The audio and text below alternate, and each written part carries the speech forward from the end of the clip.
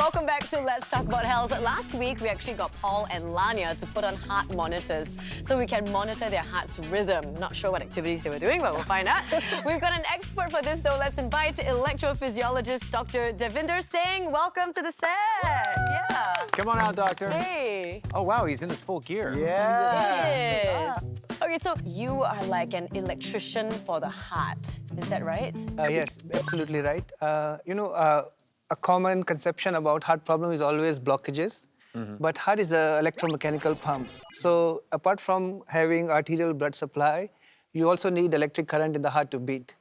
So I'm a specialist who look after heart rhythm problems. Wow. So electric current, you're talking about for people who need to put in some sort of device? Like pacemakers. Yeah. Or sometimes their heartbeat is too fast and they need procedures to correct it, like an extra wire in the heart.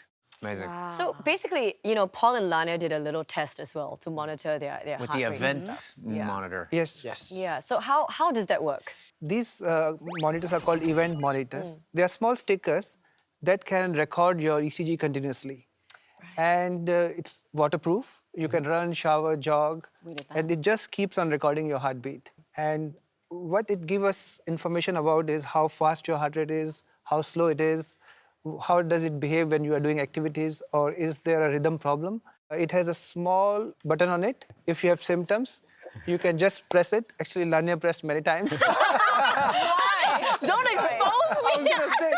Did you meet some cute people and you're like, I didn't know what to do. I was like, wait, am I supposed to press it? Okay, let me just record it then. But this is more accurate than I would say like a watch, obviously, is it? To track your activities. Yes, absolutely. Because a watch is monitoring your rate through sensors, but this is an ECG recording. You have a continuous ECG recording. But if you have a watch, you can actually record your ECG with those watches. Yeah. But you have to specifically put your hand on a dial to record that ECG for that particular time only. Actually, that's really good information to know, especially for a lot of us who are just like monitoring on our own at home, right? So anyway, for 3 days, the heart monitor recorded Paul and Lanya's activities. So here's what they did. Let's take a look.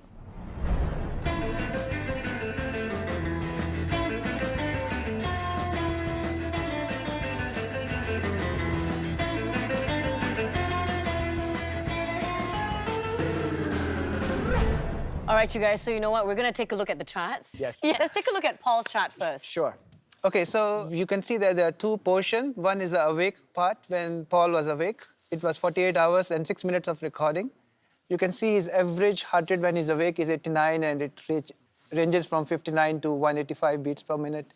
And his heart rate when he's sleeping goes down, which is expected, 71, and it ranges from as low as 49 to 140 beats per minute. 140 is pretty high for sleeping. Yeah, it's like a nightmare or something. When you are dreaming, your heart rate might go up. There is a lot of other information like abnormal rhythm. This term called VT, SVT, or pauses, that means heart stops for more than 2.5 seconds. None of them is there. So your heart is actually beating absolutely well. That is good. And no rhythm problem. Good news. Ooh. We can move to the next slide. We have some representative ECG recording. Right. You can see the top reading is heart beating slowly at the rate of 50 beats per minute. Each sharp spike is the heart contracting. And that is 6:35 a.m. in the morning when he's sleeping. Okay. But if we go down to the lower two strip is the time when we saw him doing exercise. The heart rate was about 170 or 180 beats per minute, which is expected to the level of activity you are doing. That's right. So 180. absolutely normal. Oh, You were normal? good news. Is he normal? A relief. I'll take normal for this. Yeah. Okay, what about Lanya's results? Okay, let's bring up Lanya's results. Wow, So, 40... to our surprise, you can see on the left side is awake heart rate is 79. Paradoxically, changes to heart rate of 105 beats per minute. So it appears that she's a night person. Hey girl, I see you at the club. So her average heart rate at 105 beats per minute is not normal for a person who is sleeping. Totally reversed. You can see her heart rate ranges from 60 to 186 beats per minute. Yeah. And as Paul's result, there is no rhythm problem. Heartbeat is absolutely normal. Glad But we can move to next slide. This is her heart rate at 3 a.m. in the morning. Whoa, girl. This is 180 beats per minute. So it's totally opposite of a normal, actually. I feel exposed. I was working, so I was actually performing through the night. Yeah. And Also, this is the level of activity you were doing. yes. Yes. I guess this is normal then? Yeah, this this is normal. healthy? Normal. It would have Absolutely been normal. a workout. So it's important to correlate with activity as well. Of course. Let's say, if your heart rate is 180 when you are relaxing on a sofa, that's abnormal. So Right. whatever we record, it must be correlated with the level of activity. Dr. Devinder, we caught up with one of your patients. Now she's a mother of 2, and just one day out of the blue, her heart just started beating so fast, and she had to go to the A&E. Here's what happened. Hi, I'm Hitler, and I'm 48 years old, and I'm in education industry. We kind of conduct examination few times a year, and that particular day examination was all ongoing. So the busy things were all over. When this happened, actually I was just walking in a corridor in a school. And all of a sudden my heartbeat increased. You can feel that palpitation, very fast, and you can feel that in your chest. After a while, I started feeling a sharp ache in the heart, and then I felt very dizzy. And a few people came to my help. I went to GP. He checked my heart rate, 180, very high, and I did not realize it. He said that you can't walk out of the clinic. I am calling ambulance. That was scary. At that point, it was really scary. The paramedics really were trying hard to bring down the heart rate. And they were kind of telling me to calm down and this and that. I just kept on asking, is it going down? Is it going down? And paramedics kept asking me to breathe in deeply and relax to this thing to work. The A&E team kind of make you blow in the syringe. Blow until you feel a kind of tightness in your chest, like you feel like you are not able to breathe anymore. And then you let go the breath, and they kind of lifted me up with my legs so that all the blood can rush back to the heart. So she had a condition called supraventricular tachycardia. It's actually a heart rhythm disorder where suddenly her heart rate becomes very fast. The common misconception among people is that SVT or supraventricular tachycardia is a heart attack. It is not a heart attack. It is an electrical problem, and it is totally different from having blockages in your heart arteries. It's not life-threatening, but scary because at the back of your mind, it's always there that this attack can happen anywhere, anytime. My heart rate, because of this condition, it was never below 95. It's a normal for me. So for me, I will very slowly walk from the bedroom to the sofa, and I'll sit here for a few hours. And then I realized that if I were to get up very fast from the sofa, my heart rate would go to 110, 115 like that. It's very, very frustrating. For me to go slow with anything is a chore. So when I got to know that something is out there which can cure it, I was happy to go for it. Surgery is one of the treatment of choice, and almost 99% of the time it is successful. Under local anesthesia, we get access to the veins through the groin. The reason we do it from the groin is because the veins are bigger there, and through those veins, we put in catheters inside the heart. Once we put that patient in fast heart rate, we can exactly map where this tachycardia or fast heartbeat is running, and we find a critical part of that circuit, and then through these catheters we just heat up the tissue there with radiofrequency current that breaks the circuit. It is not a success for all the patients, but for me it was. So now I'm leading a normal life, so I'm doing everything that I used to do, and everything is now back to normal. It does change your life in many ways because your perspective starts to change. You should just do what you want to do, enjoy life, because anything can happen at any time. Wow, so while we were watching that, the four of us, Paul, Laanya, Mike, and myself, we were just like cringing. This is why we're not surgeons or doctors. We're like, whoa, what is going on? I mean, so doctors, is it possible to have something like arrhythmia and not realize that you have it? Yeah, it's actually very possible that for these irregular heartbeats to happen sort of in the background. You might not even feel it. But when you actually do, most of the time you're actually your fast is going very fast. That's why the heart feels like it's palpitating, feels like it's jumping out of your chest. I didn't, it happened to me, and I was talking about it when we were on break. I didn't know that my heart was pumping, well over 100, and I was just sitting there. And then my watch told me, and then I just took some deep breaths, I calmed down.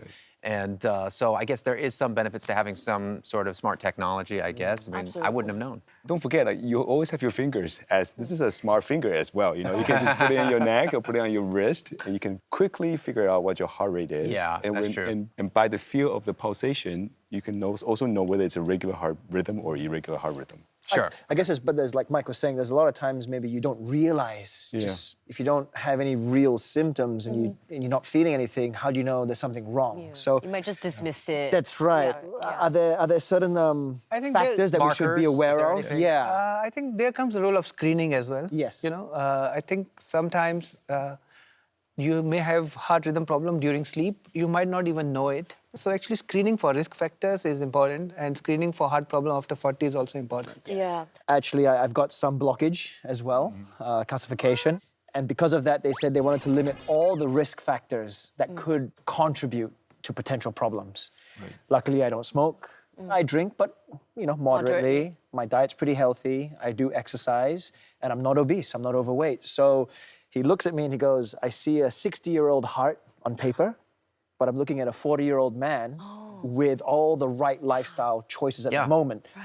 But what we want to do is limit all your risk factors to prevent anything that could happen in the next 10, 15, 20 years. So this is a genetic thing, the high cholesterol? Yes. So I have the same thing. I guess I need to go check because I've had high cholesterol my whole life pretty much, and I eat healthy, I try to do the right things. Absolutely. So looks are deceiving because we don't know what's happening on the inside. Might definitely go for your screening. You got a couple of guys here. Yeah, I'm like freaked out right now. I'm freaking out, Chris. But it's time for a break. When we return, the doctors here have some great tips on how to keep your heart healthy. You don't want to go anywhere.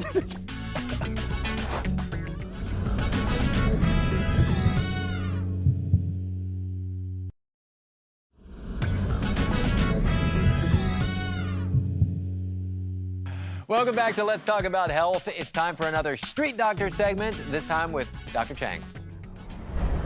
Do you have any questions about the heart? Oh, okay. Actually, local food are quite oily Correct. and salty. Right. But it's quite delicious as well. So how do we balance these two? Yeah, so the one thing to watch out for, your arteries are pristine and clean the moment you're born. But thereafter, things are starting to pile up.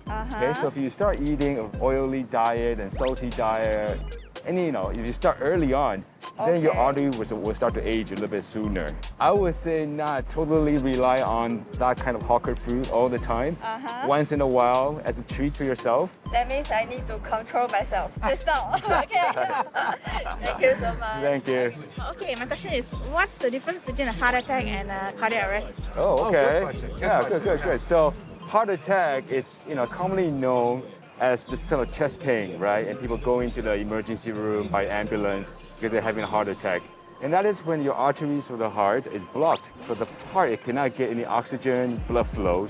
So it's getting distressed, it's getting attacked in a way, right? Because it's not getting any blood flow.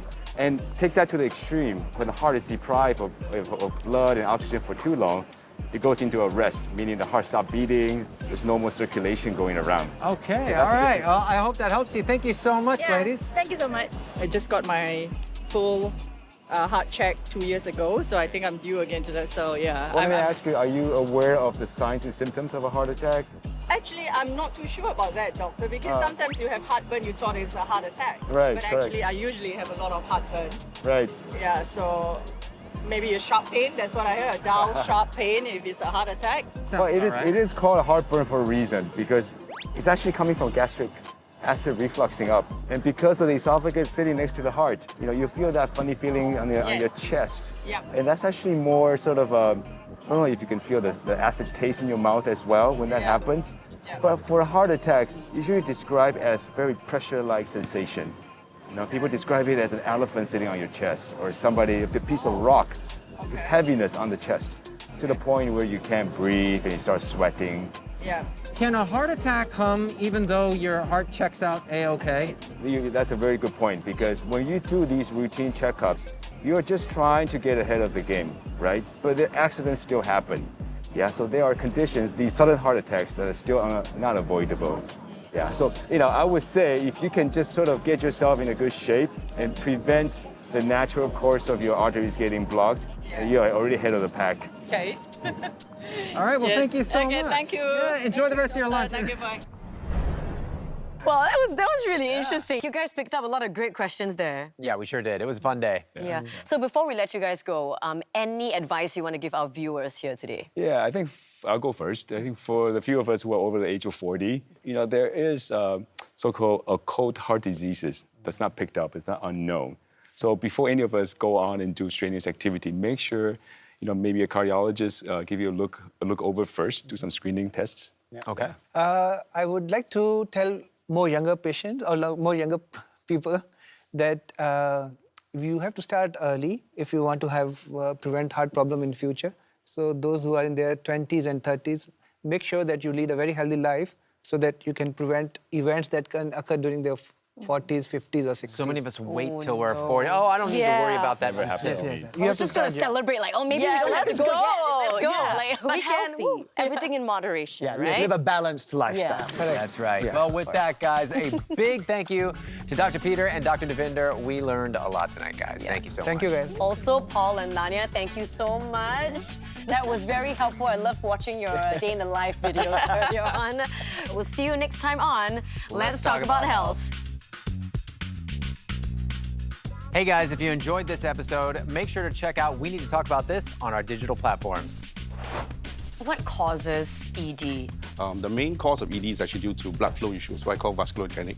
We do see young patients who present to us with erectile dysfunction. We find, and then it could be what I call a latent cardiac disease that they have. And a lot of times can be due to stress. We do see that in young couples who are trying to have children.